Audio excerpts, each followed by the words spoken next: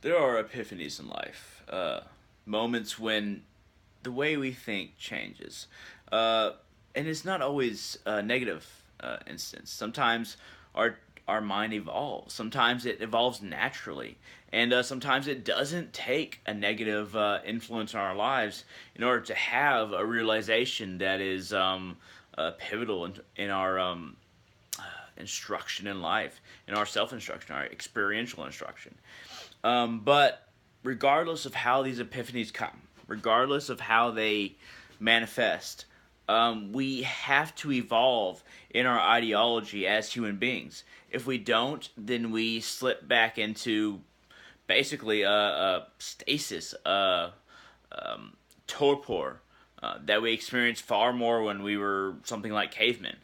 Uh, and in those times, it took a long time for everyone to realize things because there wasn't a lot of knowledge that was provided to everyone. There wasn't a lot of knowledge that was shared. It was all very basic information that was shared between cavemen, basically. And I'm simplifying this to a great degree, but what I'm basically saying is that we have so much access to so much information, and we have so much access to experiences based on mental chemistry, as far as just taking certain substances or providing certain vitamins to the brain, or actually experiencing uh, different states of being based on different kinds of meditation and practices which hone the brain to focus more on clarity and less on the jitter the mind naturally produces in relation to society and ideas that are related to society and music that's related to society and entertainment that's related to society. Anything that's related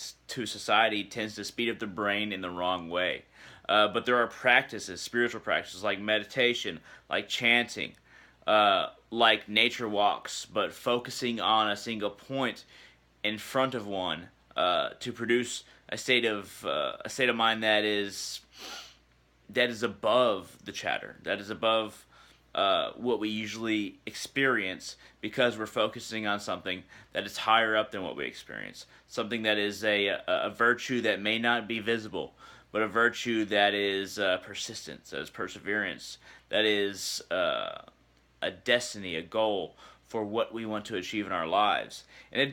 This might sound weird, but when we meditate and when we even do a nature walk or a walking meditation that's very focused on one goal, you focus on one idea and you try to experience that idea throughout the meditation. You take your mind away from everything else and you focus on that one idea, that one concept. If it's love, you try to imagine what love is, what it looks like, how you experience love in your life, how you can help others experience love, and basically all these things attribute to trying to understand what love truly is. Not just in relation to us, but in relation to all things, in relation to reality itself. And trying to experience these things, trying to expand upon these basic concepts that we know, that's what leads us to evolve on a mental level.